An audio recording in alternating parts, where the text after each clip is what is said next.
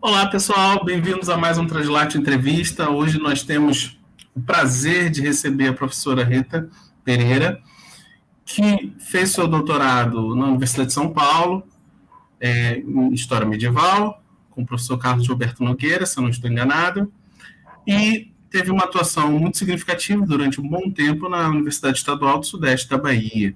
Ela hoje já é professora aposentada, e nós temos hoje essa grande alegria de recebê-la aqui no nosso Translate Entrevista, porque a professora Rita é muito conhecida, muito querida, o Mário Jorge sempre comentou a respeito dela, e nós hoje vamos escutar um pouquinho mais sobre a trajetória dela e como ela interpreta o nosso campo de história. Então, é isso, professora Rita, muito obrigado por aceitar nosso convite, tenho certeza que será uma tarde agradabilíssima. Obrigada, Tiago. Olá, professora. Faço minhas as palavras do Tiago. É um grande prazer receber a senhora aqui com a gente. Agradecer o aceite do convite. E a gente começar com a nossa primeira pergunta tradicional, né? Perguntar como é que a senhora se interessou, como é que foram os primeiros passos nessa trajetória acadêmica e como é que começou o interesse pela história medieval. Certo, obrigada, Eduardo. Obrigada a todos vocês pelo acolhimento. Obrigada a toda a equipe da Translate, né? Um povo muito querido, né? Especialmente o professor Mário Jorge, mas já estendo essa minha afetividade a todos vocês que têm me recebido com tanto carinho. E, bom, para falar sobre a minha trajetória, eu me formei na Federal da Bahia, Universidade Federal da Bahia, em 1987. À época, eu dava aula em inúmeras escolas. Tinha uma carga horária de 57 horas semanais. Vocês não conseguem imaginar o que é isso. Né, entre escolas e cursinho. Do quinto ano até o terceiro ano e mais cursinho. E era uma carga horária exaustiva, muito cansativa. E eu não suportava mais aquilo. E eu decidi tomar um rumo na vida. E achei, por acaso, um edital de concurso público no jornal. E tinha vagas para teoria da história, para história antiga e medieval, e para metodologia do ensino. E eu poderia fazer até dois concursos desse. E eu assinalei história medieval, antiga medieval, e assinalei a metodologia do ensino. Eu falei, vou fazer. Não sei nem onde é que fica essa cidade, mas vou fazer porque eu preciso sair desse lugar onde eu estou aqui. E assim eu fiz. Fiz a inscrição, fiz a seleção, né? E fui aprovada para a história medieval. Tive aprovação também para outra vaga que eu concorri.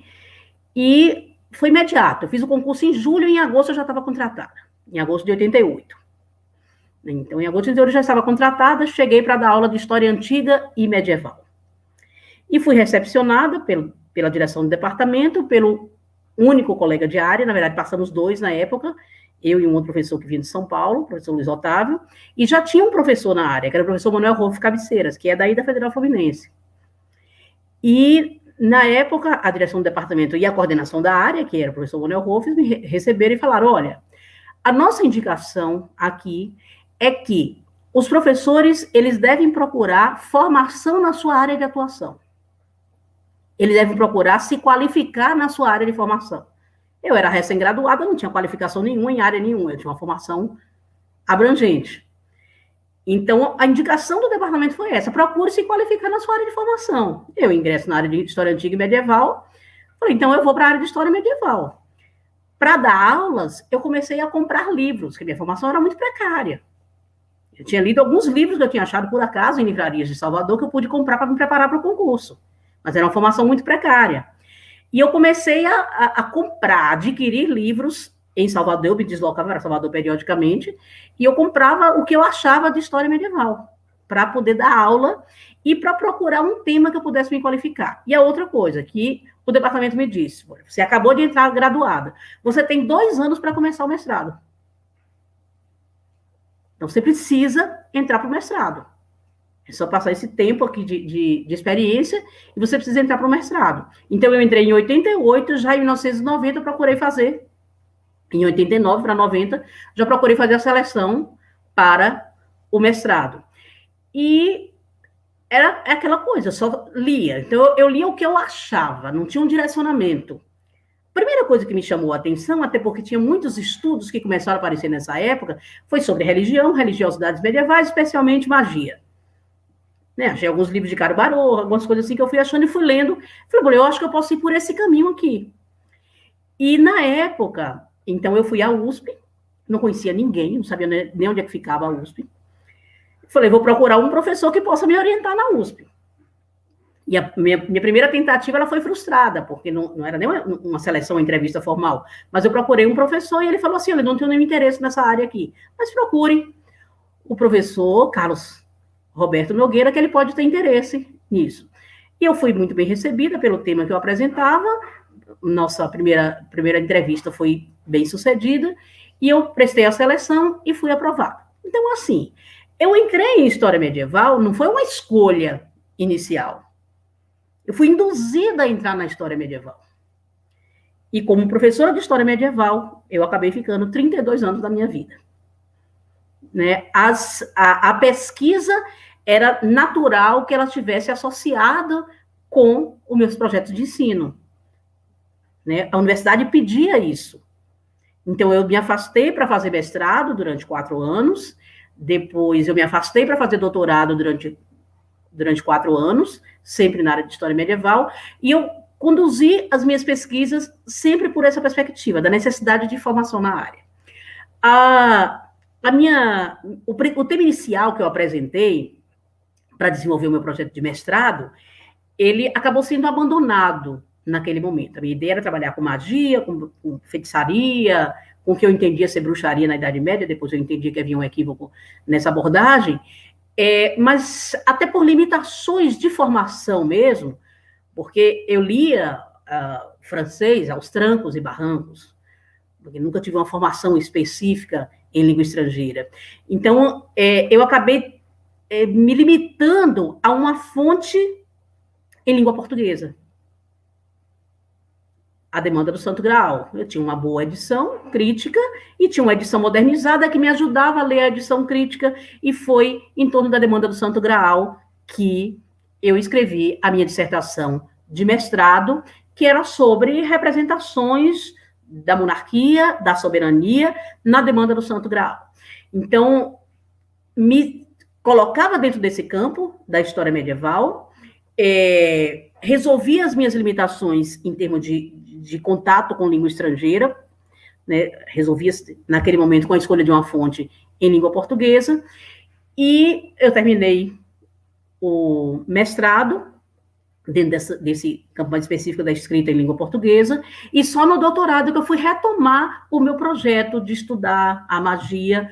Foi um projeto de doutorado sobre práticas de magia e agentes mágicos, e aí sim, eu já me senti um pouco mais preparada para avançar nas fontes historiográficas de língua estrangeira. E aí, nesse momento, eu trabalhei com a literatura de língua francesa, dos séculos XII e XIII, né, com os romances de língua francesa do século XII e XIII, tanto os romances como os grandes ciclos em prosa, né, os grandes ciclos da Vulgata e da pós-Vulgata em prosa, o que me permitiu, ali já no final da década de 90, início dos anos 2000, uma maior intimidade com aquelas fontes para que eu pudesse avançar, tanto no sentido da expansão das fontes em língua estrangeira, como no sentido da expansão das minhas leituras. Então, na verdade, a universidade à qual eu me vinculei no final da década de 80 foi quem me permitiu e me incentivou a desenvolver pesquisas na história medieval. Então, a princípio, não foi uma escolha pessoal. A princípio, foi uma imposição, mas que eu abracei com muito carinho e acabei vivenciando durante 3 décadas, pelo menos 3 décadas, um pouco mais, da minha vida. Então, essa era a minha formação. Então, o princípio é isso. Acabei me afastando um pouco da história medieval quando eu retornei do doutorado. Quando eu retornei do doutorado, primeiro eu volto numa situação em que a universidade, ela semestre, eu não tinha projeto de pesquisa cadastrado, porque eu estava afastada, não tinha nem disciplinas para mim naquele momento, e a universidade tinha demandas específicas. Então, tinha uma demanda específica. Olha, nós temos um grande acervo documental que precisa ser organizado, você chegou agora, não tem nada para fazer, vai tratar disso. E eu acabei abraçando uma demanda que era da universidade, mas que também era uma demanda da comunidade, que era a organização de um grande acervo documental da Justiça do Trabalho, e por conta disso, em 2004, né, eu retornei 2003 para 2004, por conta disso, em 2004, eu assumi o encargo de organizar um laboratório de História Social do Trabalho, sem deixar de ser professora e pesquisadora em História Medieval, eu acabei assumindo o encargo de ser também coordenadora de um laboratório de História Social do Trabalho. Isso implicava em ter bolsistas de iniciação científica, isso implicava em orientar pesquisas, isso implicava em também apresentar trabalhos dentro desse outro campo, que era o da História Social do Trabalho. E aí eu vivi essa vida dupla entre 2004 e 2020. Né? Acho que para começar, seria mais ou menos isso, né? Como é que eu me aproximei, como é que eu acabei tendo que dividir o meu tempo, dividir a minha experiência com o outro campo. Não, tá ótimo, professor. Super interessante essa trajetória, né? Qual você chegou à história medieval. E eu lembrei um pouquinho, né, de como eu cheguei à história medieval, porque eu cheguei à história medieval porque se chegava, né, imagina, um filho da classe trabalhadora chegando na universidade, precisa de dinheiro para pagar ônibus para ir para a universidade. E aí fui procurar uma bolsa de iniciação científica, tinha lá uma para medieval. Falei, é isso aí, então, vou tentar isso aqui e ver o que acontece. Bom, estou aqui até hoje, né? São meio que demandas concretas, materiais que acabam nos levando. E, professora, você falou um pouco dessa sua grande trajetória, né? 3 décadas estudando história medieval e também observando um pouco do campo da história social, do trabalho, que é um campo que também é muito pujante, né? Os trabalhos do Vanderlei e por aí vai, do próprio Marcelo Badaró, aqui da Universidade Federal Fluminense. E, fundamentalmente, né, você fez várias referências à historiografia francesa. E a gente está um pouco cansado de saber, né, dessa influência que os franceses tiveram na história medieval. Parece que a gente bate nessa tecla quase todas as entrevistas. Claro. Mas, de fato, aconteceu e a gente tem que admitir e tem que lidar com essa influência que ainda existe, é muito pujante. E uma coisa que eu queria perguntar à senhora é se o tipo de história medieval que nós produzimos aqui no Brasil tem alguma especificidade em relação ao que eles produzem em outros centros. Né? O que lhe parece a esse respeito? Certo. Então, Tiago, o meu conhecimento da história medieval feita no Brasil passa fundamentalmente pela minha presença, e eu aprofundei essa presença nos congressos de história medieval. Então, eu sempre procurei estar presente nos congressos promovidos pela ABREM, né, os encontros de estudos medievais, os encontros realizados no Maranhão, né, que sempre agregaram a quantidade de profissionais de todas as regiões do país e de todas as áreas. E o que se fazia, o que se apresentava nesses congressos, o que me deixava mais claro para mim o que estava se fazendo, o que eu observava, em primeiro lugar, era uma confluência, uma aproximação muito grande, e eu não vou dizer que isso é ruim ou que isso é bom, uma confluência muito grande com os estudos na área de letras. Primeiro porque nossas limitações de acesso às fontes, pelo menos para o princípio, indicavam que nós tínhamos que trabalhar com fontes editadas. Eu fiz isso, eu trabalhei com fontes editadas, com boas edições. Né? Trabalhava com boas edições francesas das fontes medievais disponíveis, dos romances disponíveis, das novelas disponíveis, e por conta das fontes e mesmo das formas de abordagem, o que eu observava é que os estudos medievais no Brasil, eles eram muito dependentes da literatura. A um ponto que a gente não conseguia distinguir o que era um estudo feito no campo da historiografia e um estudo que adivinha do campo das letras. Como eu falei para vocês, eu não sei se isso é ruim ou se isso é bom. Mas isso sempre me levava a questionar, dentro da perspectiva proposta por Legoff, de quais seriam os métodos específicos da historiografia. E quais seriam os métodos específicos da história social. Porque isso, na minha percepção, essa proximidade entre os estudos no campo da historiografia e os estudos no campo das letras, de alguma maneira, confrontavam essa expectativa que eu tinha da definição de procedimentos historiográficos específicos. A tal ponto que eu observava que em alguns estudos de história, os historiadores eles não passavam da descrição das fontes, da coleta de dados das fontes, sem necessariamente avançar para uma reflexão sobre a história social, por exemplo. Então, essa, para mim, era uma especificidade, porque eu via com muita clareza, nos grandes estudos da historiografia francesa, que, embora se utilizasse de fontes literárias, a fonte literária, ela era utilizada para amparar, para fundamentar e para construir discursos historiográficos sobre a sociedade, e não sobre a literatura em si. E o que eu observava é que, pelo menos o que eu via nesses grandes congressos, nas publicações que saíam desse congresso, é que um pouco misturado com os estudos dos campos das letras, os historiadores também, eles estavam muito dominados pelas fontes. E não conseguiam avançar para essa reflexão que a história social nos colocava como proposta fundamental. Porque o que interessa, de fato, é a sociedade. Então, isso era uma percepção crítica, o que não significava um afastamento ou uma rejeição do que se produzia no Brasil, mas significava uma percepção de que existiam outros caminhos que poderiam ser trilhados. De que qualquer fonte, de qualquer objeto, de qualquer tema escolhido, ele deveria levar para essa reflexão sobre a sociedade, sobre o funcionamento da sociedade. Então, eu via isso, não vou dizer como uma limitação, mas eu via isso como uma característica essencial do que se produzia. Mas eu assisti também, ao longo dessas 3 décadas, que outros historiadores no Brasil começaram a avançar para novas fontes historiográficas, para a geografia,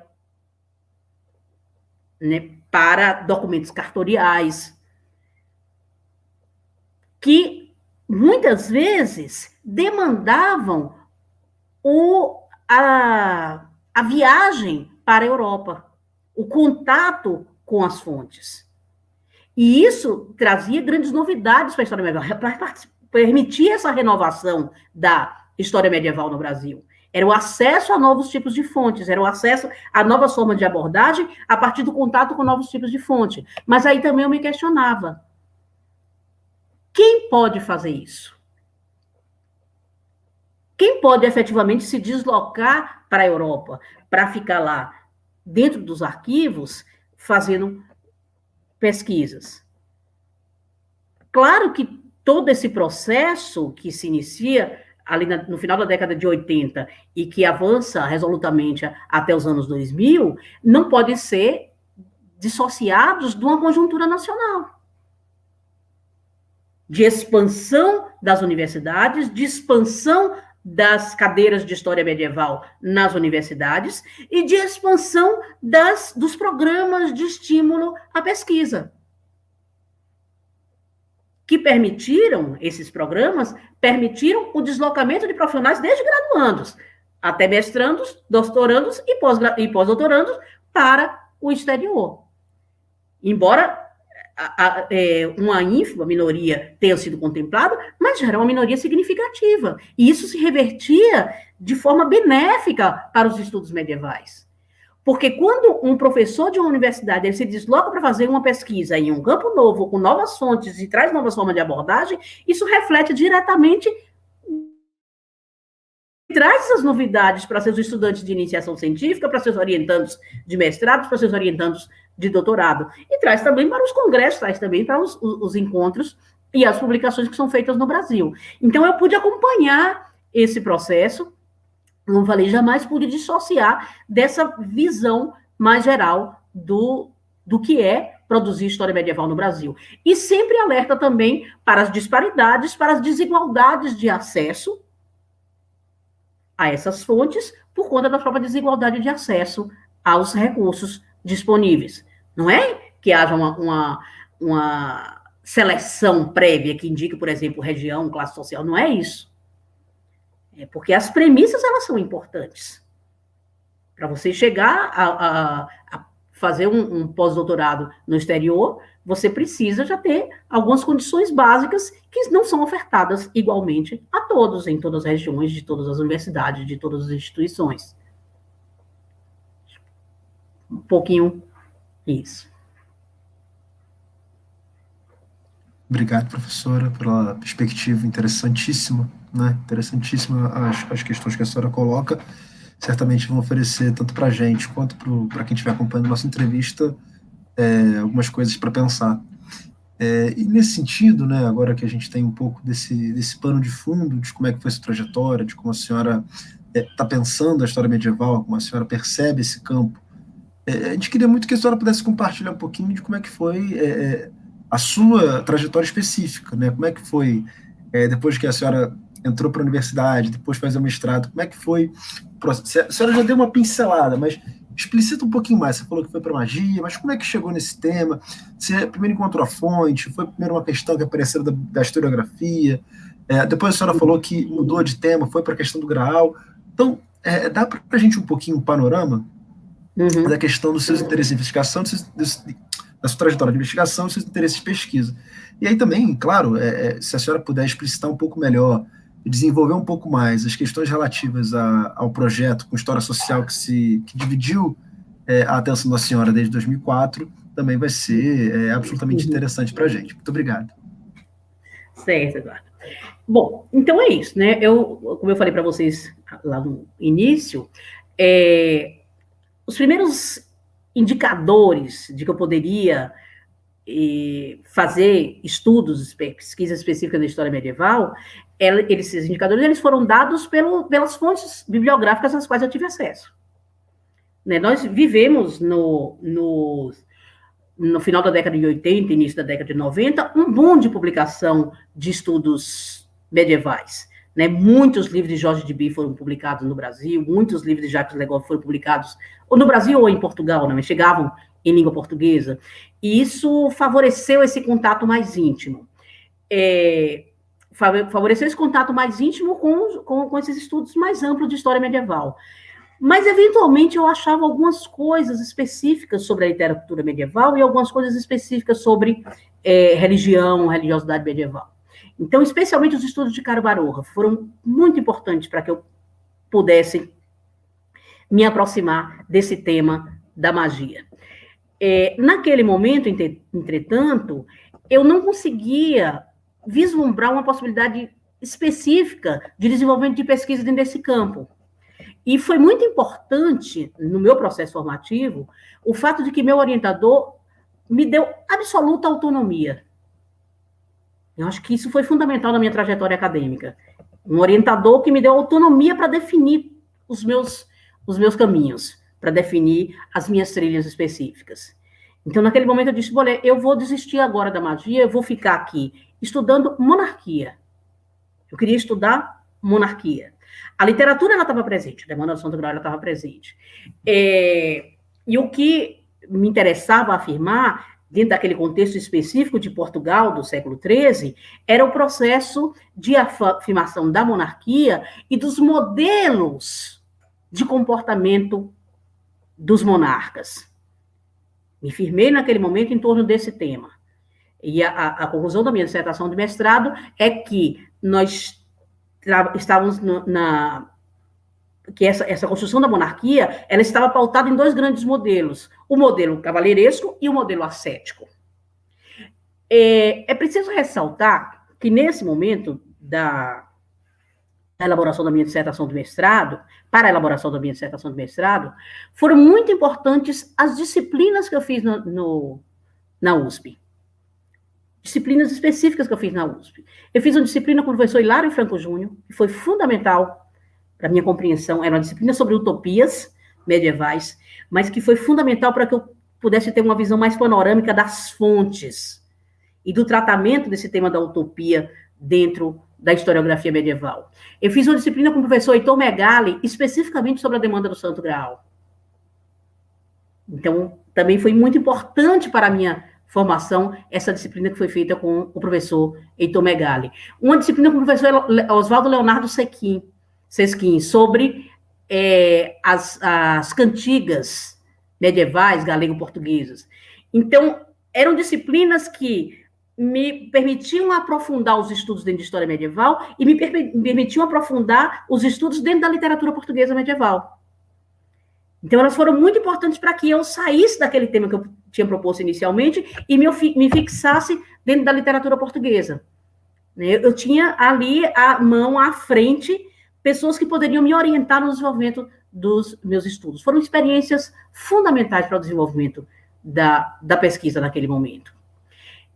Então, eu abandonei a magia provisoriamente e me firmei nesse projeto de pensar a monarquia portuguesa. Terminei o mestrado em 97 e já 97, em 96, e já comecei a pensar o doutorado, né? Para onde é que eu vou no doutorado? Os 2 anos que se seguiram foram anos de preparação já do projeto do doutorado. E aí a ideia foi retomar aquele projeto da magia. Tinha feito uma disciplina também no mestrado com o professor José Roberto Melo, que era um grande estudioso da literatura arturiana, né, da literatura medieval, mas que tinha conhecimentos, inclusive me indicou as fontes em língua francesa da literatura arturiana. E aí eu retomo esses estudos que eu havia feito no mestrado, essas leituras específicas indicadas para poder construir o meu projeto do doutorado. Então, a ideia era clara, eu quero trabalhar com práticas de magia e agentes mágicos. Para mim eram 2 coisas importantes de ser tratada. Como é que as práticas de magia, elas se inserem no cotidiano dos povos medievais. E como as práticas de magia, elas estão nas representações, ou seja, nas imagens e discursos que nós podemos aprender a partir do contato com as fontes literárias. Então, essas indicações que eu obtive no mestrado foram fundamentais para o desenvolvimento do meu projeto de pesquisa. A ideia era exatamente essa, era práticas de magia e agentes mágicos, porque uma outra coisa que me chamava a atenção era a condição específica e as relações específicas dos agentes da magia dentro de um universo que nós compreendíamos como dominados por um clero hegemônico. Eu me perguntava como é que aqueles agentes mágicos, todos aqueles adivinhadores, aqueles feiticeiros, aqueles prestidigitadores, como é que eles sobreviviam, astrólogos, eles sobreviviam dentro de um mundo que nós concebíamos como dominados por um clero hegemônico, que nós concebíamos como sendo dominados por uma cultura clerical hegemônica. E aí eu tive que pensar inicialmente de forma binária, a partir da perspectiva de Bakhtin, sobre cultura popular na Idade Média e no Renascimento, tive que pensar inicialmente de forma binária para tentar inserir essas experiências cotidianas e essas representações dentro desse universo cultural absolutamente complexo, que é a Idade Média, depois do século XII e XIII. Então, no século XII e XIII. Então, eu pensei inicialmente a partir da perspectiva binária, mas aí as minhas fontes, elas não estavam inseridas nem na perspectiva da cultura que Bakhtin chamou oficial de elite, clerical, e nem estavam inseridos dentro da perspectiva mais estrita de cultura popular. Porque eu trabalhava com a literatura de cavalaria. Eu trabalhava com a literatura aristocrática. Então, eu tive que superar esse binarismo, eu tive que avançar para uma outra percepção, e aí Jorge Deby foi fundamental, quando ele trabalha com o sistema de valores na Idade Média, e ele fala explicitamente, o jogo não foi feito a 2, mas a 3. Né? A luta, os embates, eles são feitos a 3. Então, eu pensava, ao mesmo tempo que eu tinha que pensar o fenômeno da bruxaria, o fenômeno da magia, dentro desse cotidiano, desse sistema de representações, eu tinha que pensar qual era a situação específica dessa literatura aristocrática dentro desse universo cultural. Do que eles falavam? Com quem eles falavam? Isso que, para mim, era o mais importante naquele momento. Então, as minhas reflexões, elas acabam dialogando com a perspectiva da história cultural. E eu acabei avançando na perspectiva de uma história cultural, que considera o sistema de representações, que considera as representações como sistemas de imagens e discursos produzidos em uma determinada época, e que favorece não apenas a construção de modelos de representação do mundo, mas que também favorecem o estabelecimento de práticas sociais específicas. E eu pensava na literatura como um elemento de intervenção na vida social, e, portanto, como geradora de práticas sociais específicas. Então, esse foi o caminho que eu acabei escolhendo. Então, eu acabei diversificando do ponto de vista teórico, metodológico, né, as minhas abordagens, para poder abranger, ao mesmo tempo, a reflexão sobre a experiência real dos agentes de magia e das práticas de magia naquele cotidiano, mas também de pensar a literatura dentro do sistema de representações e daquele universo cultural complexo, dinâmico, que era a Idade Média dos séculos XII e XIII. Bom, então, quando eu retorno, já com essa tese defendida, né, já aprovada, então eu volto, e aí o trabalho que me deram na universidade foi pá e picareta. Olha, tem 80 mil processos, 80 mil documentos que estão em um curral, e esses documentos não podem ficar em um curral, e você vai tirar esses documentos do curral e vai organizar ele em algum lugar. Gente, é pá e picareta. Nós pegamos uma carrocinha puxada por um jegue e saímos tirando esses documentos do curral e tentando achar um lugar. E eu fiquei rodando a universidade, botei num espaço, depois expulsaram a gente. Nós rodamos a universidade inteira para poder acomodar esses documentos. E eu precisava de ajuda, eu precisava de apoio. Quem é que me ajudava? Os estudantes. Eu fui de sala em sala, gente, nós precisamos de ajuda. Né, a documentação, ela está infectada, nós precisamos desinfestar, precisamos desinfectar, precisamos organizar. Nós não tínhamos recursos humanos, não tínhamos recursos materiais. Então, o trabalho foi esse. Depois nós pensamos que seria conveniente remunerar 1 ou 2 estudantes com bolsa de iniciação científica para poder consolidar essa ajuda de uma forma mais precisa, né? Porque o voluntário, ele vem e vai. Né? Vai e vem, ele não se fixa. Então, mas se a gente consegue um bolsista de iniciação científica, pelo menos durante um ano ele está vinculado àquele laboratório. Então, eu acabei cadastrando um projeto de pesquisa em História Social do Trabalho para conseguir bolsista de iniciação científica me ajudar nesse trabalho de organização da documentação. E aí, é claro que, como um projeto de pesquisa, tinha que ter grupo de estudos. Então, nós começamos a estudar os clássicos. Começamos a estudar Thompson, começamos a estudar Hobsbawm, começamos a nos aprofundar nesses estudos de história social do trabalho, e esse trabalho, ele acabou rendendo frutos, que foram muitos anos, né, de 2004 a 2020, né, são 16 anos que eu fiquei vinculada a esse projeto. E como eu tinha alunos de iniciação científica, eu me obrigava a apresentar esses meninos nos congressos. Então, nós começamos a participar de congressos de história social do trabalho. E, às vezes, esses congressos, eles não permitiam a apresentação de alunos de graduação, e eu escrevia o trabalho com o meu nome, e ela ia apresentar os trabalhos deles. Então, eu acabei aprendendo a história social do trabalho ali na prática, ensinando os meninos como é que fazia e fazendo as pesquisas juntamente com eles. Foi um outro campo muito interessante. Uma vez... Um professor da UFA me perguntou como é que você consegue conciliar a história medieval com a história social do trabalho. Eu falei, não, olha, nem eu sei dizer. Nem eu sei, porque é um tempo completamente dividido, né? Eu fico meio esquizofrênica, porque eu tenho que fazer leituras nos vários campos, né? Mas isso, então eu acabei fazendo o pós-doc dentro dessa área de História Social do Trabalho. Fiz na UFBA, dentro da História Social do Trabalho, na verdade, era um projeto de avaliação, né, de levantamento e de avaliação da situação dos acervos da Justiça do Trabalho na Bahia.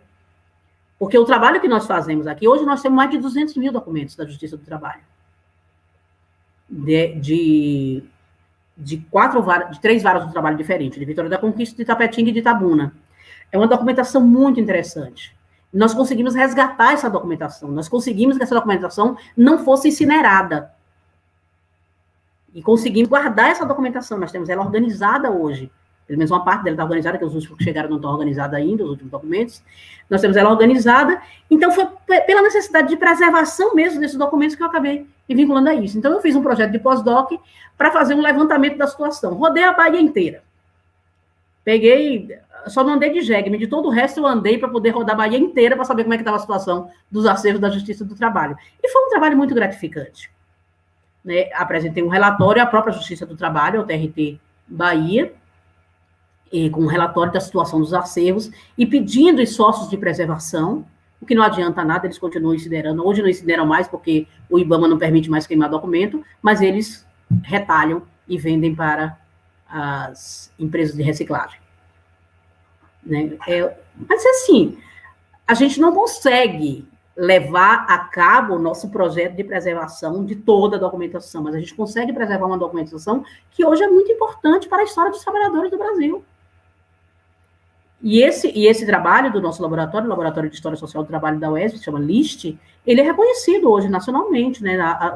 As várias publicações têm referência a esse projeto que foi desenvolvido aqui, basicamente por alunos de iniciação científica. Então, é uma trajetória dupla, né? E esse trabalho foi o meu trabalho só para concluir, esse foi o meu trabalho do pós-doc e foi meu trabalho também de promoção na carreira para a classe de titular. Acabou não sendo na área de medieval. Caramba, professora, que trajetória interessante e muito, muito, muito interessante ainda mais o relato do que são os desafios de fazer pesquisa no Brasil, né? Não só em medieval, pesquisa ponto. Né? A palavra curral e carroça foram ditas num trabalho que acabou sendo trabalho de titular da senhora, e, enfim, desafiador fazer pesquisa nesse país, e a gente faz, apesar da falta de apoio das agências, enfim, então, muito interessante essa trajetória. Tiago, você encaminha a próxima? Encaminho, não, estou aqui assimilando ainda essa informação, né, que inclusive rendeu um prêmio, né, para a senhora, o Prêmio Memória do Trabalho. O Prêmio Memória do Trabalho do Brasil, 2009, eu acho que foi, esse prêmio.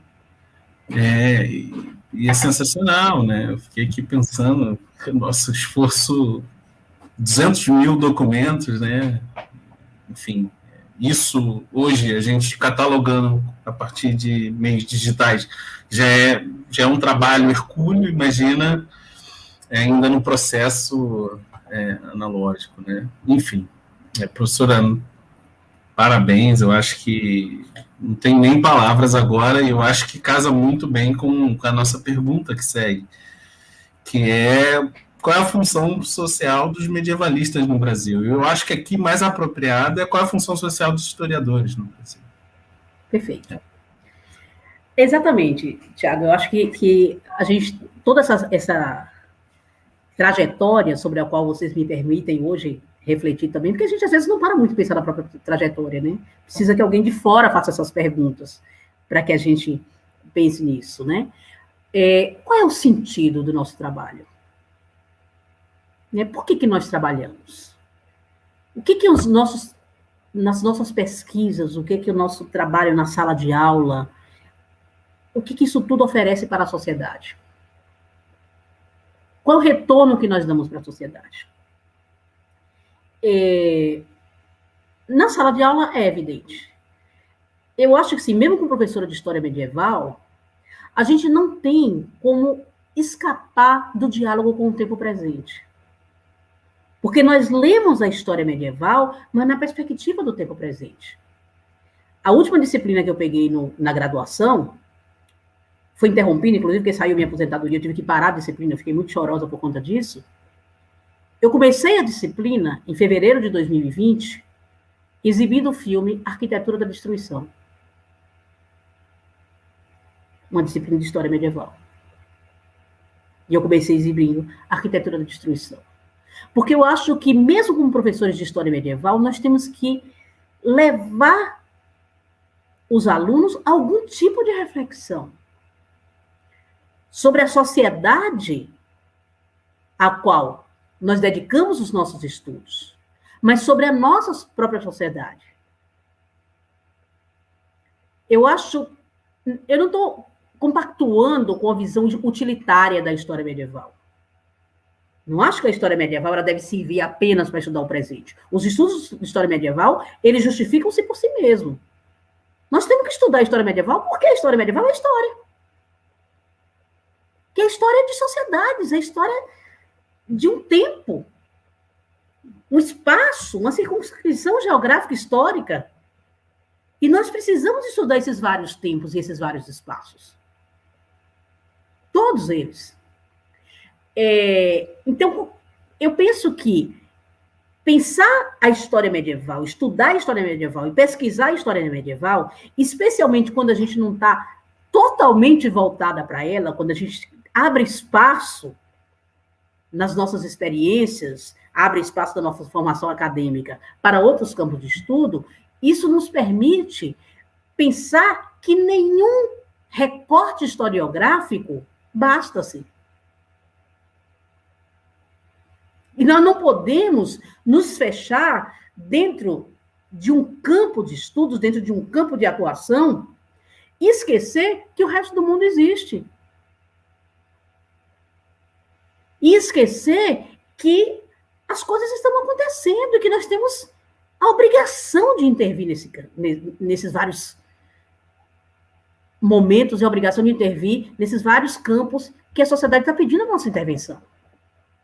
Então, se a gente não pensa nessa perspectiva, a gente não consegue pensar o nosso papel como professores e como pesquisadores. Eu não tenho nenhum problema. Eu me lembro, quando nós entramos na universidade, em 88, e o nosso currículo ele era muito dominado por uma perspectiva marxista, que faz parte da minha formação.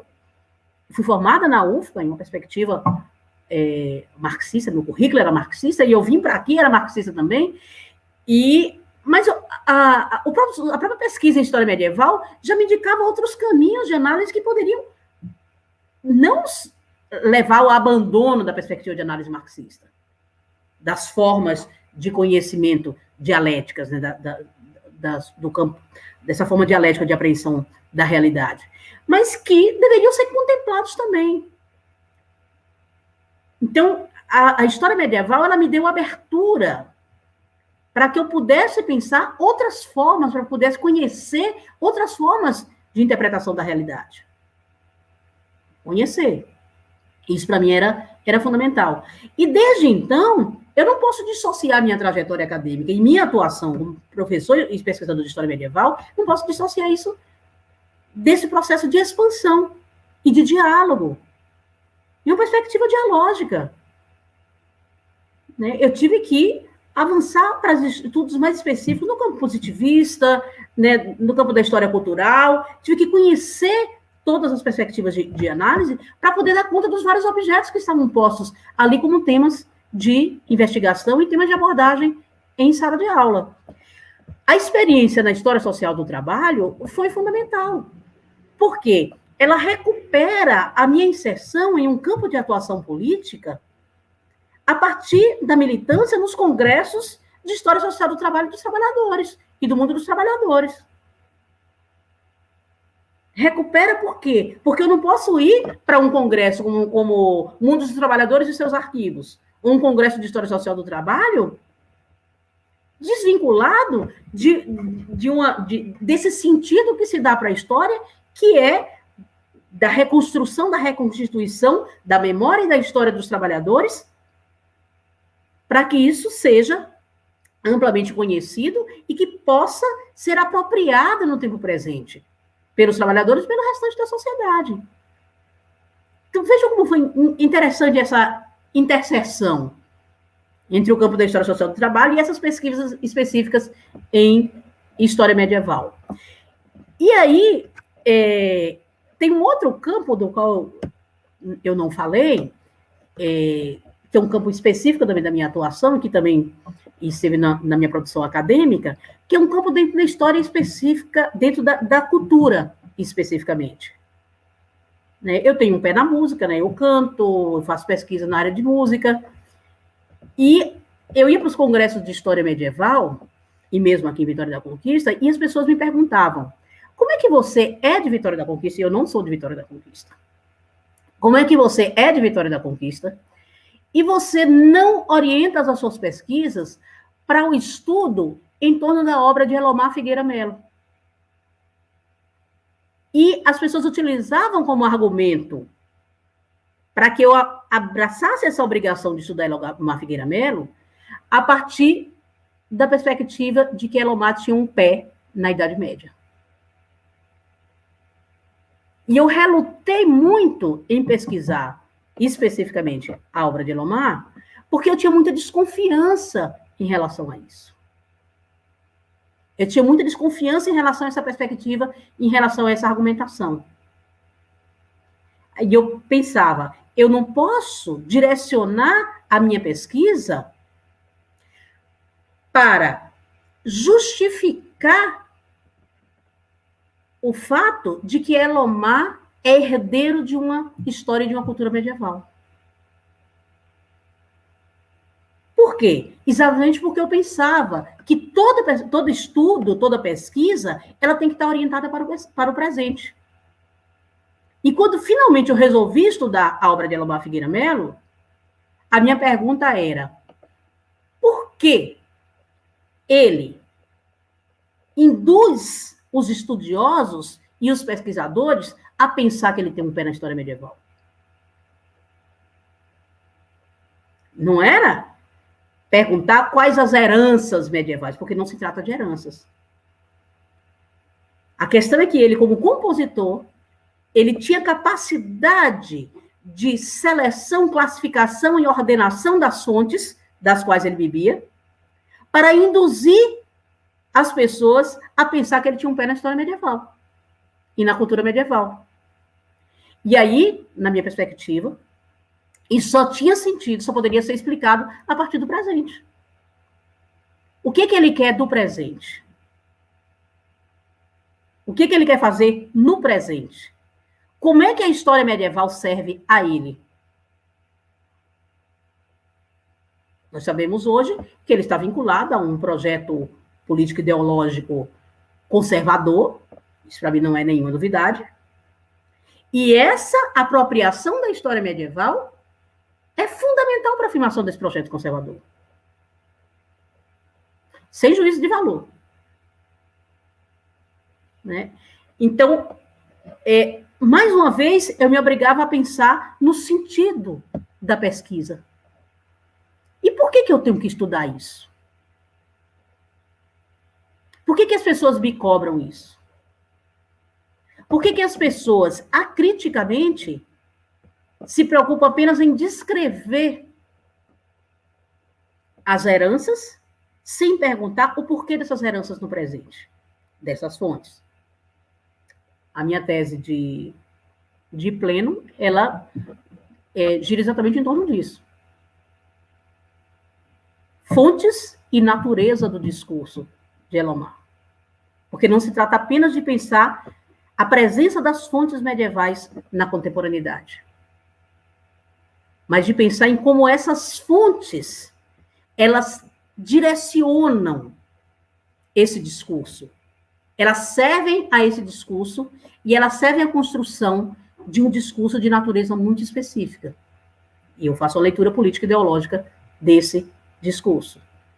Então, mais uma vez, essa pesquisa, que é o terceiro campo, que não se distancia totalmente da história medieval, porque dialoga, inclusive eu apresentei esse trabalho várias vezes em congresso de história medieval, essa reflexão sobre a obra musical literária e musical de Elomar Figueira Melo, ela se insere nessa perspectiva de que toda a pesquisa, ainda que voltado para temas do passado, sobre fontes do passado, ou sobre a apropriação de fontes do passado, ela só tem sentido se ela tiver como ponto de chegada a reflexão sobre a nossa própria sociedade e sobre a que serve essa pesquisa que nós estamos a fazer.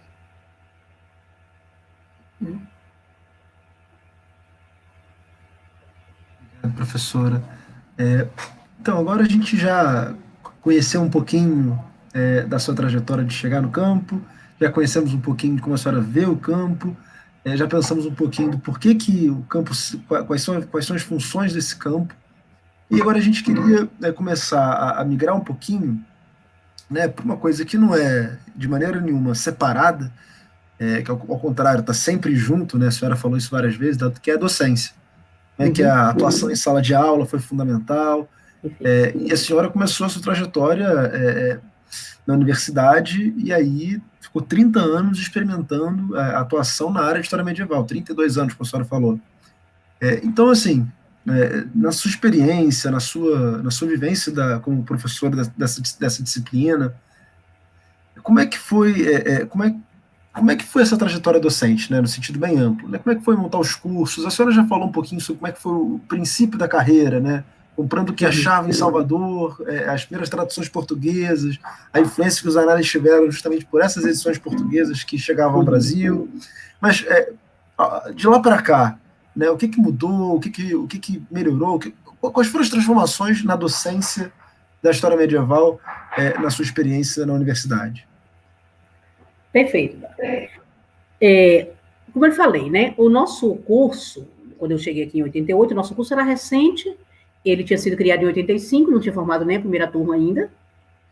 Era um curso calcado em uma perspectiva marxista, então todo o seu currículo era marxista, duro. As ementas, um ementário do curso, ele era calcado na perspectiva marxista. Pra vocês terem uma ideia, eu peguei já de cara 2 disciplinas, que uma chamava-se Instituições do Modo de Produção Feudal, e a outra chamava-se Modo de Produção Asiático e Escravista. Pra vocês terem ideia do que era o nosso currículo, né? E mesmo das disciplinas obrigatórias, né, a História Medieval 1 e a História Medieval 2, ela estava toda calcada em perspectiva marxista. E a primeira coisa que a gente ouve dizer quando entra na universidade é que nós somos limitados pela ementa. Você não pode inovar para além da ementa. Você pode transitar dentro da ementa. Você pode suprimir alguns pontos, você pode direcionar a abordagem de alguns pontos, mas você não pode criar coisa nova. Isso foi muito difícil. Nós passamos por algumas reformas curriculares e não conseguimos superar esse inventário. Nossas emendas hoje são praticamente as mesmas de 85. De História Medieval 1 e de História Medieval 2. Acabamos com instituições de modo de produção feudal e acabamos com o modo de produção asiática e escravista. Criamos tópicos mais amplos em que o professor teria liberdade de criar disciplinas de acordo com suas áreas de pesquisa.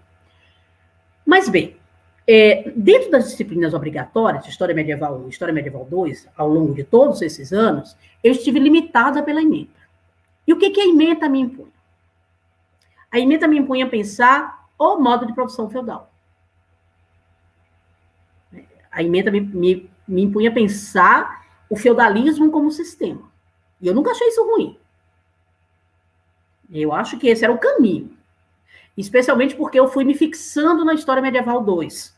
Nós acabamos consolidando uma área com 4 professores, cada qual com uma especialização específica, e eu me fixei ali em História Medieval 2. Eventualmente pegava outra disciplina, História Antiga 2, História Medieval 1, quando algum professor se afastava da pós-graduação, e eu pegava. Mas eu acabei me fixando em História Medieval 2. Então a ementa me dizia, olha, você tem que tratar o feudalismo como sistema. História Medieval 2 é para tratar de feudalismo. E você tem que trabalhar com as estruturas do feudalismo. A ementa era muito clara. Vai trabalhar com as estruturas econômicas, com as estruturas sociais, com as estruturas políticas, que nunca dava para chegar, né? E pouco me indicava além disso. E foi nessa perspectiva que eu fui montando os meus cursos. E não avancei muito, não. Uma primeira unidade voltada para reflexão sobre o sistema, uma reflexão teórico-abstrata sobre o sistema, pautada principalmente em Perry Anderson, em Alain Guerreau, nos estudos de Foucault sobre senhorio e feudalidade. Então, a gente trabalhava basicamente com conceitos, né, com abstrações nessa primeira unidade, para municiar os estudantes dos conceitos fundamentais com os quais a gente iria trabalhar. Uma segunda unidade voltada para a economia e relações sociais no campo.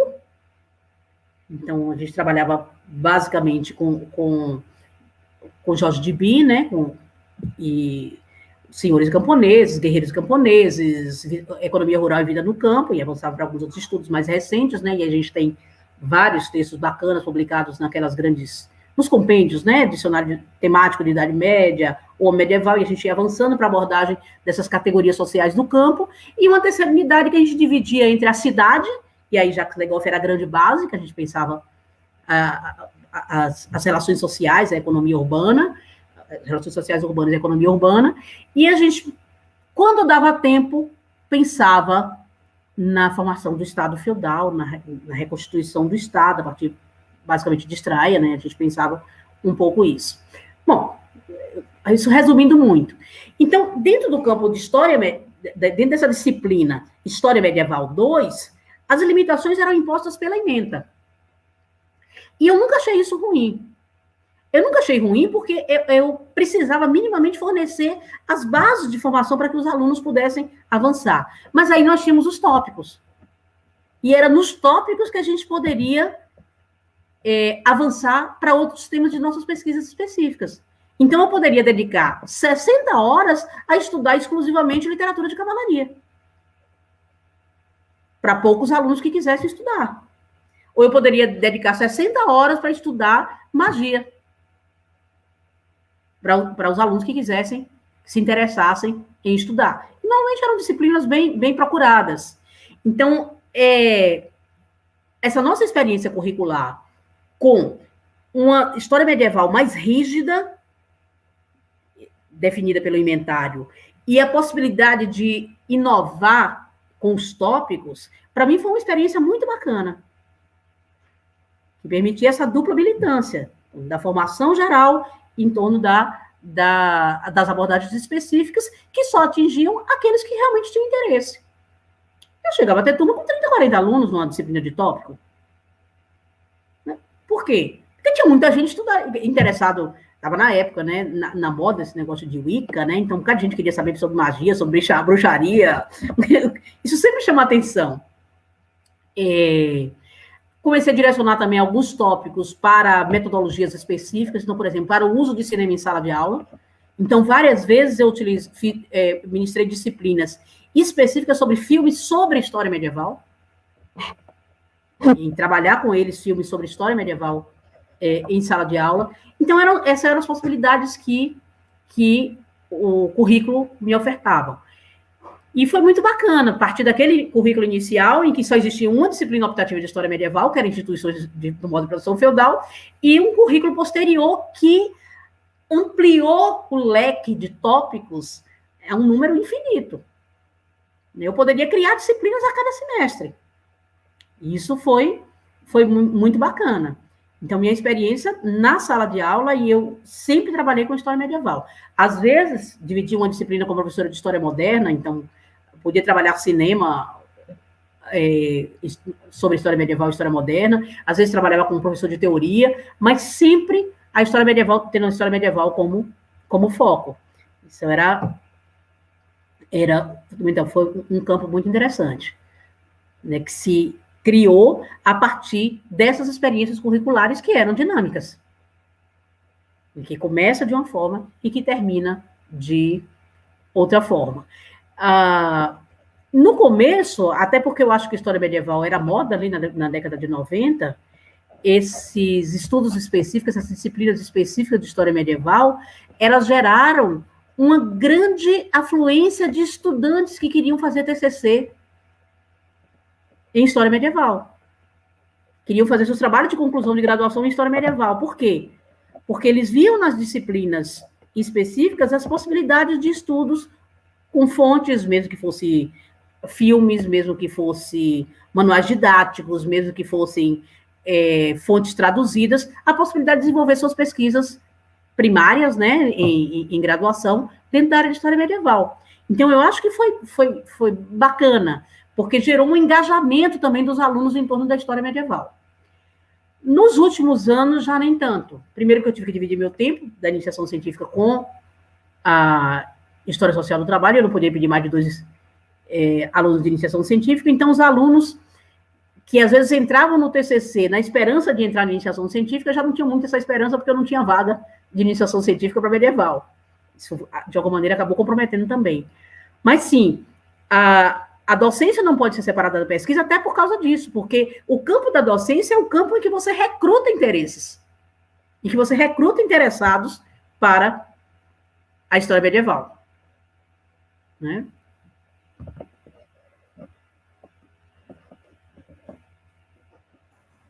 Perfeito, professora. Muito obrigado por esse contexto, uma apresentação um pouco desse cenário da docência.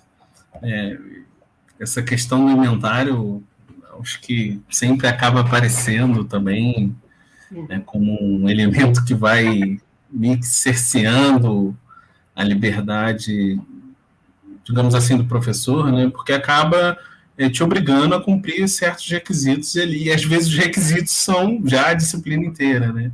Uhum. Mas que bom que a reforma curricular deu um pouco de jeito nisso. Já. Um pouquinho de ar, né? E a liberdade também, né? Esses tópicos acabam permitindo essas mudanças frequentes no currículo.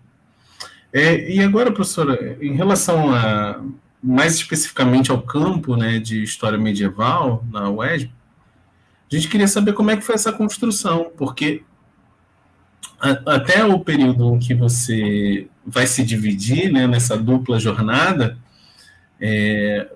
inicialmente você se dedicava à história medieval, você tinha mais colegas trabalhando, você chegou a falar que agora a área são 4 professores, né, mas como é que foi isso no início, esse processo de construção da área? Teve algum laboratório que vocês formaram para poder dar conta dessas atividades de pesquisa e extensão? Como é que funcionou isso na sudoeste da Bahia? Certo. Então, quando eu cheguei, a área era definida como área de História Antiga e Medieval, inclusive o concurso foi feito para História Antiga e Medieval, né? Não existia uma área de História Medieval específica. Quando eu cheguei, tinha um professor que era de História Antiga, era um professor especialista em Roma, e chegamos ao mesmo tempo, eu e um outro professor, o professor Luiz Otávio, e decidimos ali nos especializar. Ele foi para a Grécia e eu fui para a Idade Média. Então, já ficou muito bem definido. Éramos 3 professores, um de Grécia, um de Roma e eu da Idade Média. E as coisas estavam mais ou menos claras nesse sentido. Quando nós ampliamos, eu não vou me lembrar o nome, o ano exatamente, quando nós ampliamos, nós tínhamos só uma turma no noturno. Quando nós ampliamos para o vespertino, abrindo uma nova turma no vespertino, nós solicitamos mais uma vaga. E, ao solicitar mais uma vaga, entrou a professora Márcia Lemos, que até foi entrevistada por vocês, participou de uma atividade com vocês. Aí entrou a professora Márcia Lemos, e ela ficou ali na transição da Idade Antiga para a Idade Média, e ela acabou se fixando ali dentro da História Medieval 1. Então, ficou tudo muito claro. O professor Manuel Rolf, ele saiu, ele foi para a Federal Fluminense, e nós fizemos um concurso para um professor que era também especialista em Roma, mas que tinha, em Grécia, mas tinha sido orientando do professor Ciro Flammarion Cardoso, e tinha muito interesse pela Antiguidade Oriental, e acabou se fixando dentro da História Antiga 1, que no nosso caso é a Antiguidade Oriental. Então, para nós, tudo funcionou muito bem. Um professor de Antiguidade Oriental, um professor de Antiguidade Clássica, que era Grécia e Roma, a professora Márcia ficou com História Medieval 1, e eu fiquei com História Medieval 2. As coisas funcionavam assim. Eventualmente, a gente dava cobertura para o outro, quando um precisava se afastar para qualquer atividade de pós-graduação, o outro cobria, ficava algum tempo dando disciplina, os outros davam a disciplina, nunca tivemos dificuldade com isso, mas é uma área que sempre foi muito coesa. Nós sempre trabalhamos de forma muito coesa do ponto de vista acadêmico. Isso nos ajudou muito, né, a atuar conjuntamente, inclusive nos concursos, né, nas seleções. Quando algum professor se afastava, a gente conseguia fundamentar os pedidos de professor substituto. Nós tivemos vários professores substituto. Né, quando um se afastava, a gente dava cobertura, mas sempre procurava manter um professor substituto. E essa área hoje, ela está defasada, porque eu saí, né, me aposentei, e não tem mais concurso, e não vejo nenhuma perspectiva da gente ter concurso nenhum tão cedo, né, com todas essas crises sucessivas do Estado brasileiro. Eu vejo muito, que é muito pouco provável. E hoje a área, ela tem basicamente 2 professores, né, uma professora Márcia, que continua com História Medieval, professor Alexandre, que trabalha com História Antiga 1, e hoje nós temos um substituto, que é inclusive daí, da casa de vocês, da Federal Fluminense, né, o Lucas, e esse professor, ele dá cobertura para mim, né, que saí, e a Medieval 2 está lá aberta, e ao professor Luiz Otávio, que hoje ocupa a reitoria da universidade, então ele tem, na verdade, o Lucas é substituto dele, né, do professor Luiz Otávio, mas que deve retornar para a área, assim, terminar o mandato. Então, nós sempre agimos de forma muito coesa, nós conseguimos aqui fazer uma série de eventos de História Antiga e Medieval, anos sucessivos, nós fizemos encontros de História Antiga e Medieval aqui, nós fizemos um curso de especialização em História Antiga e Medieval, foi bastante interessante. Na década de 1990, nós conseguimos fazer um curso de História Antiga e Medieval, um curso de pós-graduação em História Antiga e Medieval, aqui no interior da Bahia. Era uma coisa meio estranha, né? Que ninguém imaginava que a gente conseguiria. E basicamente com professores de fora, nós temos professores da UFRJ, da USP, da Federal Fluminense, vários professores que participaram desse curso aqui. Agimos muito, de forma assim, muito organizada, né? Conseguimos organizar um laboratório que era um laboratório de história cultural. Né? Quando nós começamos a migrar para essa perspectiva de estudos na história cultural, nós criamos um laboratório de história cultural, que era o LEC, LSHC, fizemos o LEC, inclusive parte da nossa biblioteca foi para o LEC, né, está lá no LEC, mas o que aconteceu é que o LEC, ele acabou morrendo, né? Ele está fechado hoje. Hoje ele não funciona como tal, porque com a minha saída, né, eu já deixei de atuar no LEC, o professor Luiz Otávio, por razões óbvias, também já não atua mais lá. A professora Márcia, ela fez uma opção teórica pelo marxismo, e ele hoje atua dentro do LEMARX, né, que é um laboratório de estudos marxista, e ela não atua mais dentro do LEC, e nós temos que ver agora o que nós vamos fazer com aquele acervo que nós temos lá, porque a gente não tem ninguém à frente. Mas, assim, o tempo que nós pudemos atuar de forma conjunta, nós conseguimos produzir coisas bastante interessantes, inclusive de forma bastante peculiar em relação ao que durante muitos anos, durante muitas décadas, se fez em todo o Nordeste, e que, com raríssimas exceções, tinha laboratórios específicos para estudos na área cultural e na área de história antiga e medieval. Embora ele chamasse de história cultural, e ele abrangia profissionais e pesquisas em outras áreas também, mas era basicamente história antiga e medieval que se pesquisava por dentro do LEC.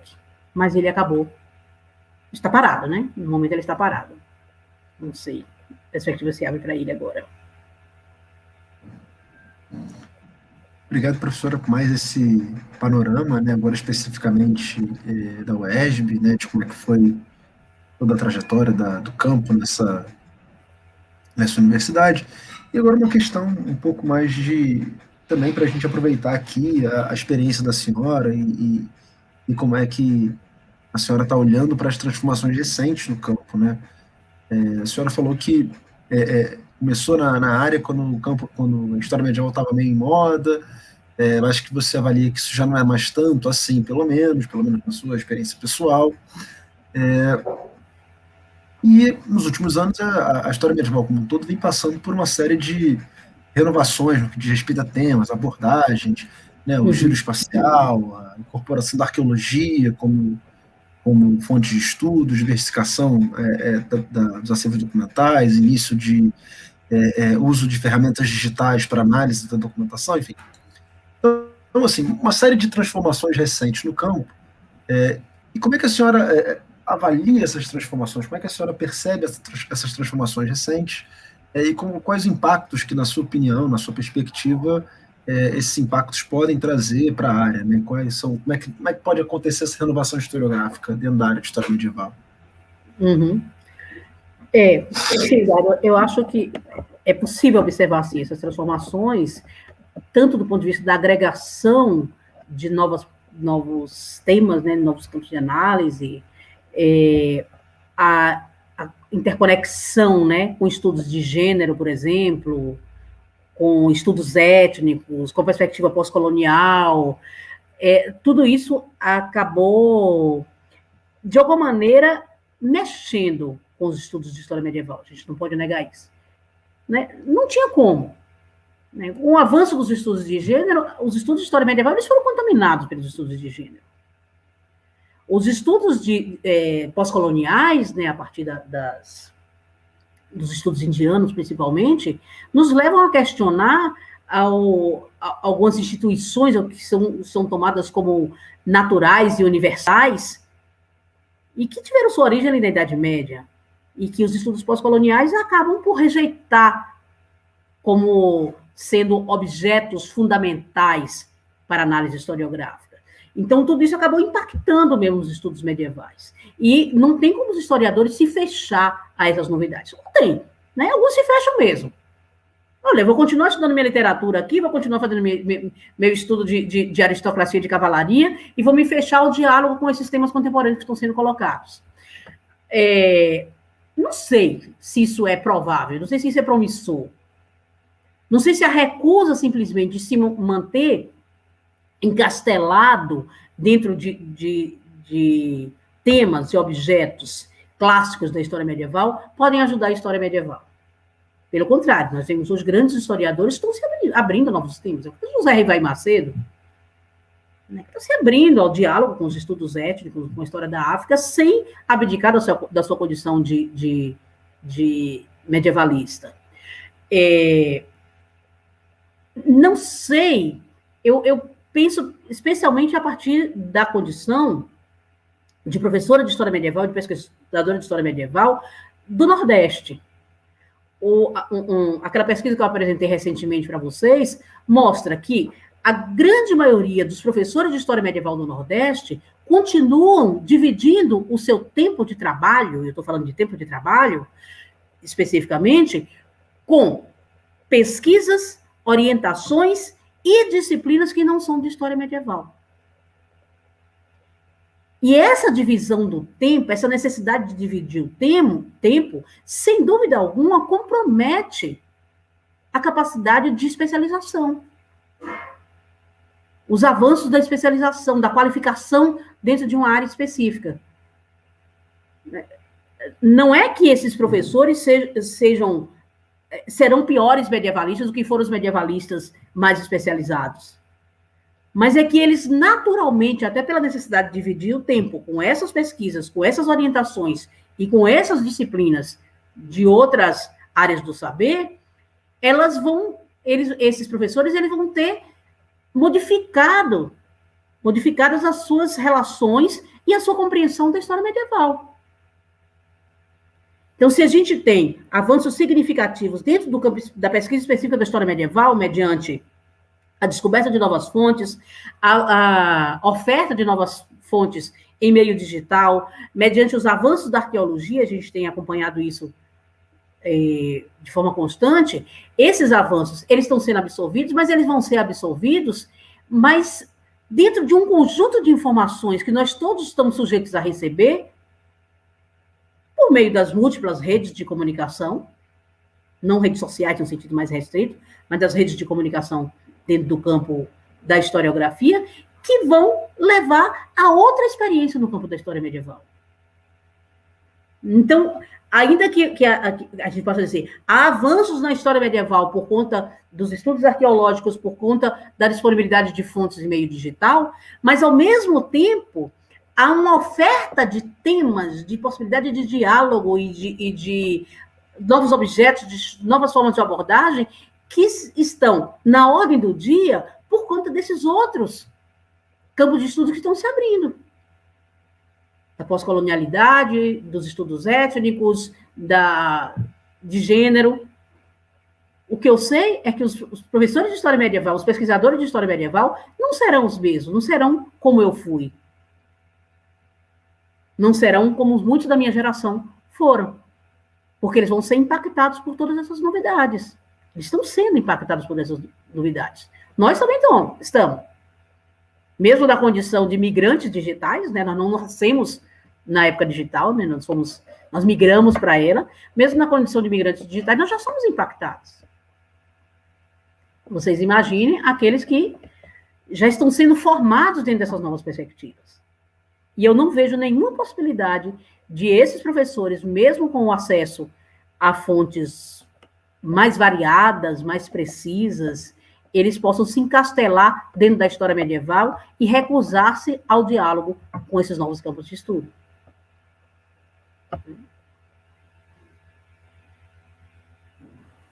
Perfeito, professora. Muito obrigado. Realmente, acho que hoje ainda, né, alguns autores falam uma aceleração absurda do tempo, né, e cada dia você senta, aí você está usando um programa, daqui a pouco já sai um outro programa que lê muito mais palavras, te dá conexões e por aí vai. Então, de fato, está sendo até difícil assimilar essas mudanças que têm acontecido e o quanto isso vai impactar, né?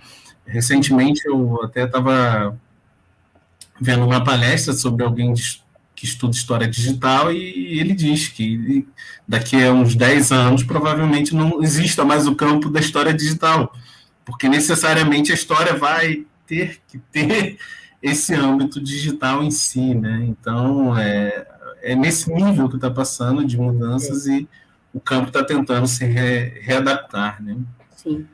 Mas, de fato, acho que isso ainda vai demorar um tempinho, né? Como se fosse um grande terremoto, né? Só falar, muito rapidamente, uma experiência que eu tive, um orientando, ele trabalhava com Antônio Vieira, na verdade, mas um orientando do mestrado de letras, e ele falou assim, eu quero trabalhar com linguística de corpos. Aí eu falava, meu filho, eu não entendo nada de linguística de corpos, se você quer fazer sua pesquisa, nós vamos fazer, nós vamos estudar juntos e nós vamos fazer. E era muito interessante, porque ele pegava as fontes digitais e ele dava a palavra e o programa achava todas as palavras. Quer dizer, aquele trabalho que a gente fazia lá de ficar catando as citações, fazendo transcrições, isso já não é necessário mais. Gente, isso modifica, não é o resultado das pesquisas só. Isso modifica a nossa estrutura cognitiva. A forma de apreensão do conhecimento ela é completamente diferente. Porque praticamente os recursos tecnológicos hoje nos oferecem metade da pesquisa. Claro, o que vai faltar? Porque não é só método. Né? É paixão também, é criatividade, é invenção. E isso aí os meios tecnológicos não oferecem. Mas até liberam mais o pesquisador para ele pensar os seus objetos de pesquisa, né? Sim, e ali muda, trabalho. Sim, muda também a dinâmica de crítica ao documento. Então, a própria ciência histórica vai ter que se repensar, né? Não só a história medieval em si. Mas, enfim, isso tem a ver também com a nossa próxima pergunta, porque eu estava brincando, né, falando que é meio que um terremoto, né? Eu acho que é meio assim, algo que balance, dá uma chacoalhada e a gente fica um pouco perdido, que é a questão da relação das mudanças curriculares, né, que tem acontecido nos últimos anos. E, entre elas, o que são chamadas a polêmica da BNCC. Né, e aí a gente gostaria de saber como é que você avalia essa polêmica da BNCC envolvendo o ensino de história medieval. Né? Sim. Pois é, Tiago, eu sempre observei isso, que quando a gente se fecha na universidade, e a gente muitas vezes se fecha mesmo, eu trabalhei muitos anos com o ensino fundamental e médio, na época chamava primeiro e segundo graus, e depois que eu vim para a universidade, eu não trabalhei mais com ensino fundamental e médio. A a não ser os professores de estágio, né, de metodologia e prática do ensino, a gente se fecha lá dentro dos nossos conteúdos. E muitas vezes a gente não dialoga com o ensino fundamental e médio. Não dialoga com os professores do ensino fundamental e médio. Ainda mais porque nós pegamos, em História Antiga e Medieval, nós pegamos os alunos de primeiros semestres. Aqui a História Medieval 2 era ofertada no terceiro semestre. Então, são alunos que não estão ainda no campo. São alunos que não estão ainda ensinando. Então, eles não têm muitos elementos para nos oferecer e a gente também pouco se importa em ficar cutucando o que está acontecendo lá no ensino fundamental e médio. A gente acaba mexendo com isso por conta de pesquisas de alunos. Então, o que aconteceu? Eu pouco dialoguei com o ensino fundamental e médio, acompanhei por jornais o que estava acontecendo, desde o final do governo Dilma, quando começou a se debater a nova BNCC, né, nova base curricular, acompanhei aquele debate, observei com muita atenção e com muita curiosidade aquele debate que se fazia sobre a exclusão da história antiga, ou redução da carga horária de história antiga e de história medieval do ensino médio, em favor de outros temas, né, em favor de outras áreas de estudo, né, como a história da África, a história dos povos indígenas, a história da América, e eu observei com muita curiosidade, e eu brincava na época, eu falei, esse povo fica brigando entre si, os historiadores ficam brigando entre si, e no final não vai ter para ninguém. Né, mais ou menos uma premonição do que iria acontecer. Porque o que veio foi pior. Né, com a BNCC e com a reforma do ensino médio, né, que se segue, o que a gente tem dentro dessa conjuntura atual, que é uma conjuntura de retrocesso dos grandes debates políticos, né, sobre a educação, o que a gente vê é uma tentativa de supressão de toda a discussão que foi feita na década anterior. Eu participei muito ativamente dos debates sobre a implantação do ensino de história da África e da população afro-indígena, né? Afro-brasileira e indígena, por conta de orientação, eu acabei participando. E o que eu vejo hoje é que nós temos um projeto político muito claro de desqualificação desse debate. Nós temos hoje um projeto político muito claro de eliminação de todo o sistema legal que foi construído nas épocas dos governos Lula e Dilma, e toda a história está ainda a reboque. Porque não se trata apenas de negar o estudo da África, das populações africana, afro-brasileira e indígena. Se trata de negar todo o sentido de se estudar a história e das ciências humanas de uma maneira global. Eu quero dizer é que minha perspectiva é mais de fora. Nós brigamos tanto internamente e nós não conseguimos perceber que o projeto que já estava apresentado e que hoje está em curso é de desconstrução da necessidade de todo estudo de história, assim como da cultura. Não há espaço para a história medieval do ensino médio. Mas não há espaço para a história medieval no ensino médio, assim como não há espaço para a história antiga. Como dos povos da América, como dos povos africanos, dos povos indígenas, dos povos afro-americanos. Ou dos estudos da cultura de uma maneira geral. Então, se a gente pensar como partido, acho que não é a palavra adequada, se a gente pensar como grupo pequeno, dentro na relação com esse projeto que se impõe a nós, de desconstrução da presença das ciências humanas na formação dos estudantes de ensino fundamental e médio, nós não vamos a lugar nenhum. Também não sei qual é a alternativa. O futuro que se apresenta, para mim, é pior do que o que nós temos hoje. Não sei qual é a nossa capacidade de intervenção. Eu estava lendo hoje um documento da Fundação Palmares. Gente, é de cair lágrimas. É de cair lágrimas. Não é nada à toa É tudo muito pensado, é tudo muito projetado.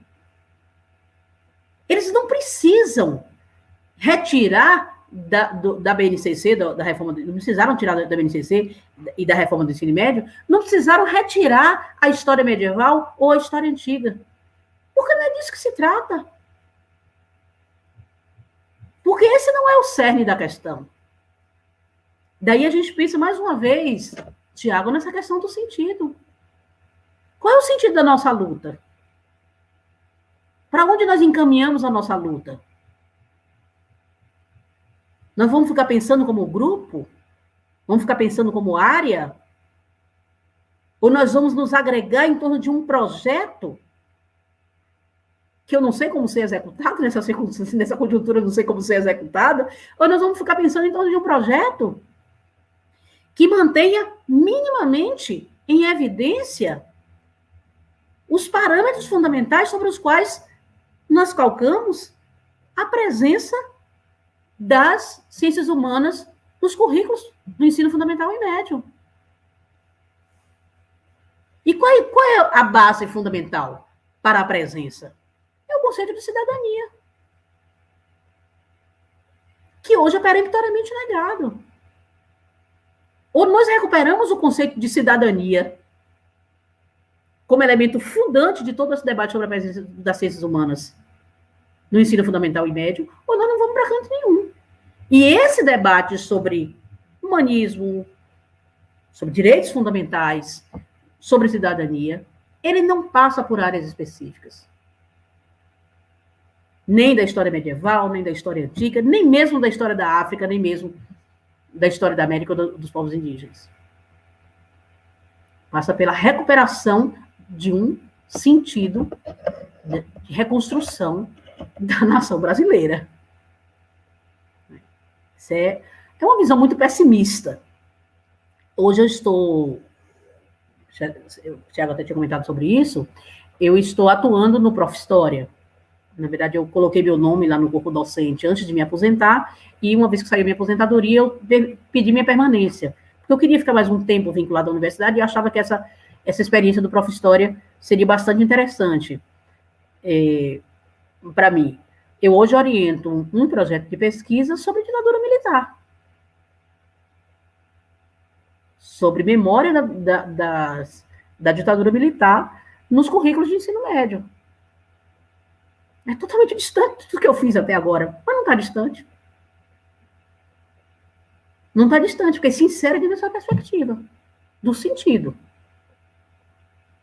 de recuperação das bases fundamentais desse nosso desejo para a reconstrução de um projeto educacional que se perdeu nos 4 últimos anos.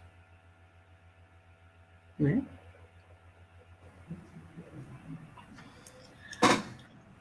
Professora, ficou pesado o clima, mas... Pesou, hein? Mas é aquilo, eu lembro do meu orientador, durante o período de estágio de doutorado, o professor Carlos Astarita, lá da Universidade de Buenos Aires, ele sempre dizia que é o pessimismo da razão e o otimismo da ação, né?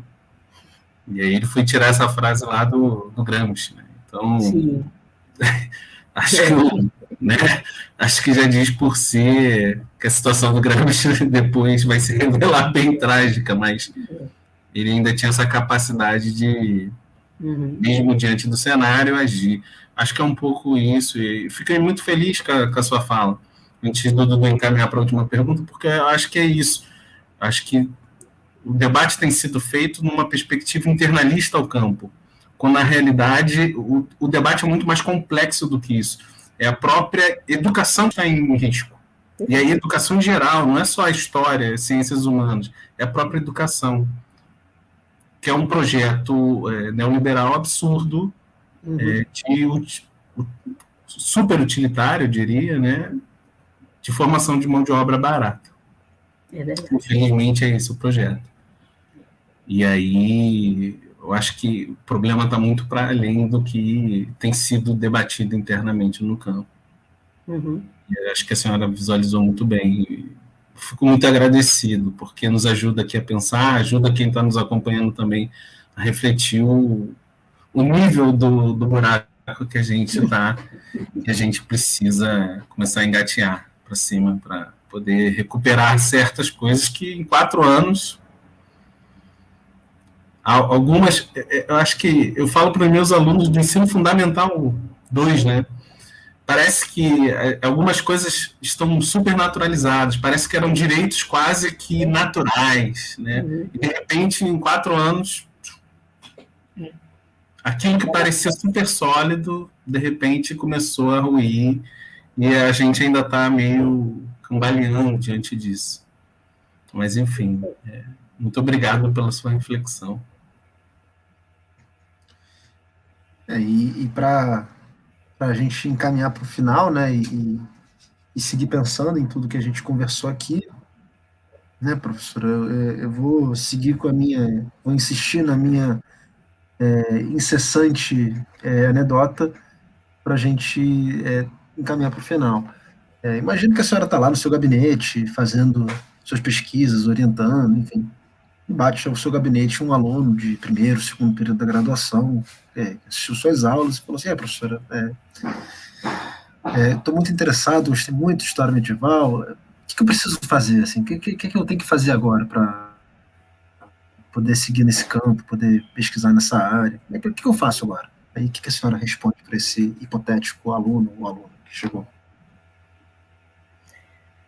Bem interessante, Eduardo. Primeira resposta: ler.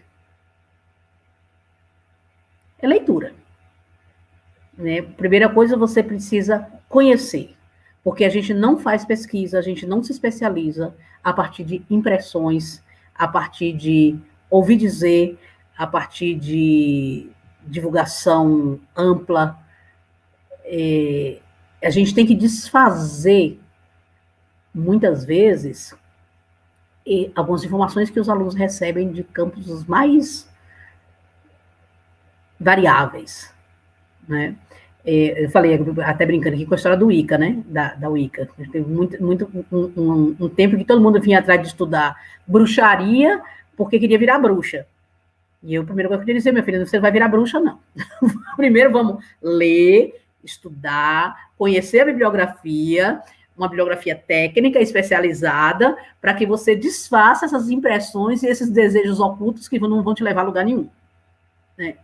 Então, a primeira dica é essa. Se você quer se especializar na área de história medieval, vamos ler textos de historiadores de história medieval. Esse é o básico. Para que você aprenda a discernir o que é fruto de pesquisa e o que é fruto de reflexões, de ocultismo, de invenções que não têm base técnico-científica. Esse é o primeiro dado. Uma vez que você tenha feito as leituras que possam consolidar essa ideia geral sobre o seu tema de pesquisa, nós vamos nos informar sobre fontes, porque não existem pesquisas sobre fontes. Dentro da graduação, nós temos limitações, porque muitos de vocês não têm acesso à língua estrangeira, não têm acesso a fontes, mas hoje existem fontes disponíveis na internet. Então, minimamente, nós vamos trabalhar com fontes editadas ou até fontes traduzidas, mas você precisa entender que pesquisa não se faz sem fontes. Em 32 anos, eu nunca orientei uma pesquisa bibliográfica. Só. Porque a pesquisa bibliográfica, para mim, ela é ponto de partida, mas ela não pode ser ponto de chegada. Porque a pesquisa ela tem que significar um exercício de uso da fonte, um exercício de manipulação da fonte, com técnicas adequadas. Então, primeiramente, ler, conhecer a bibliografia, em segundo lugar, ter uma noção geral, um panorama geral das fontes disponíveis sobre o seu tema e escolher fonte e se dedicar a ela. Esse é um caminho. E jamais desmerecer a possibilidade de pesquisa em história medieval. Porque bibliografia nós temos, porque fontes nós temos, e nós temos uma capacidade de superação das nossas limitações, capacidade da qual eu mesmo sou exemplo. Eu vim de uma formação em escolas públicas, sem nenhuma formação em língua estrangeira, e eu tive que me virar para fazer tudo o que tinha que fazer. para, de alguma maneira, me inserir nesse campo da história medieval. E isso é possível para qualquer um, desde que tenha vontade, que tenha desejo, que tenha esse desejo mesmo, essa paixão pela história medieval. Então, a resposta sempre é essa. Nunca, jamais eu estimulei um aluno a pesquisar em história medieval, mas sempre chamei a atenção para as limitações e para a necessidade de leitura. E hoje, mais do que em tempos anteriores, porque em tempos anteriores a gente estava muito dependente das bibliotecas, da biblioteca pública e das nossas bibliotecas pessoais, né, porque meus livros circularam tanto que eu já perdi um bocado. Hoje nós temos uma grande profusão de textos publicados na internet, né? Não apenas PDF, mas a gente tem de livros, mas a gente tem artigos publicados que dão conta das pesquisas recentes no Brasil e no mundo. Então, eu respondo sempre assim: tudo é possível, desde que você tenha disposição para a leitura, para a pesquisa e para abraçar a pesquisa com seriedade, considerando que pesquisa se faz, como disse Legoff, com métodos, com fontes e com paixão. Bom, obrigado, professora, pela honra dessa entrevista. Foi um prazer passar essa tarde aqui com a senhora. Agradecer os nossos ouvintes também que ficaram aqui até o final com a gente. E perguntar para a senhora se a senhora quer dar um até logo, quer dizer algumas palavras de adeus para quem está nos acompanhando aqui até agora. Bom, Eduardo e Tiago, eu gostaria de agradecer a oportunidade de falar, é muito bom falar, até para aliviar uma pressão, né, dessa conjuntura que nos é tão deletéria, né, sobre o nosso juízo, sobre nossas emoções, sobre os nossos afetos, e falar um pouco sobre as nossas experiências é muito bom. Um pouco uma terapiazinha, né, para a gente pensar um pouco no passado, para pensar o que é que nós vamos fazer da nossa vida agora no futuro. Então, eu queria agradecer a vocês pela oportunidade, estarei sempre à disposição para conversar sobre o que vocês quiserem, e parabenizar a equipe do laboratório pela iniciativa. Eu assisti algumas das entrevistas anteriores, muita coisa bacana, né? Muita gente muito querida falando ali, foi um grande prazer ouvi-los, foi um grande prazer saber um pouco mais das trajetórias deles que eu não conhecia, e para mim é uma grande honra estar nesse panteão aí das entrevistas, junto com a professora Vânia Frois, minha querida professora Vânia Frois, o professor Hilário, e todas aquelas pessoas que estão ali sendo entrevistadas também. Então, eu só tenho a agradecer e parabenizar vocês e desejar um bom trabalho na continuidade desse projeto. Muito obrigado, professora. Então, pessoal, foi isso, né? Quem nos assistiu até aqui, né? Então, por favor, dá aquele joinha, compartilhe o vídeo, se inscreva no canal e ative o sininho, todo o paramento do youtuber que você já conhece aqui do final das nossas entrevistas. E a gente agradece a professora mais uma vez e a gente se vê no próximo Translate de Entrevista. Até logo, pessoal. Tchau, tchau, pessoal.